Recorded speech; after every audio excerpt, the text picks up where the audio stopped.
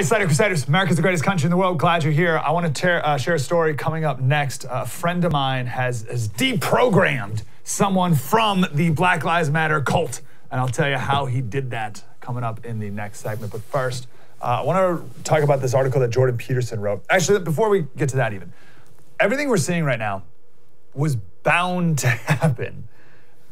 And for a while, there's nothing that can be done in the midst of it to an extent, right? So a lot of what we're seeing right now is baked in. It's sort of like COVID, right? You get the COVID, and then it's 2 weeks later before you get sick, and then it's like 2 weeks later before people start to die, right? So there's like a delay in it all. So a lot of what we're seeing right now is baked in. This is all reaping what has been sown decades in the making, decades of failing to educate kids about American history, decades of failing to educate kids about American exceptionalism and virtue. And it's not even just a sin of omission, right? It's more than not teaching our kids or adults to actively pursue a life of virtue. We're going to talk a lot more in the future here about the cardinal virtues. We should all have the cardinal virtues imprinted on our hearts and our thoughts, and every action filtered through the lens of prudence, temperance, fortitude, and justice.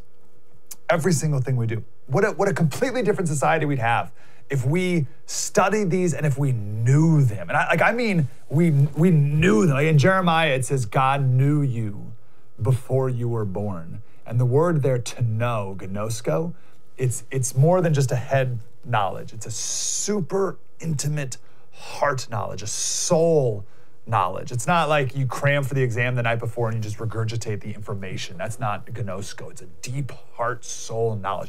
What if we knew these virtues? But anyway, it's one thing to not do that. That's a sin of omission. But colleges have become activist training grounds, just preaching and shaming people into the opposite of these things, right? And we can waste all day giving examples, but it's a college. It's now K through 12 too. You are out of your mind if you send your kids to a public high school right now.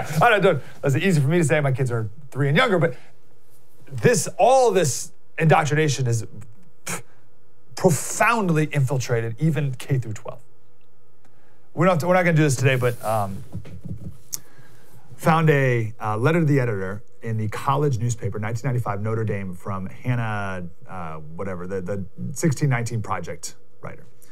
And she talks about how all white people are bloodthirsty rapists and all these horrible things. But one of the things she talks about is how Africans came to the New World before, hundreds of years before Columbus did. And you're like, what? What are you talking? Well, it's because she was been taught this Afrocentric view of the world. And there's a whole study and everything in there. But my point is, your kids are going to learn not only all this progressive Marxist nonsense, but they're also going to learn this Afrocentric stuff that African explorers came to the New World before Columbus even did. Like, what is going on? Slater Crusaders, thanks for watching the first on YouTube. If you want more, like, subscribe. We got plenty.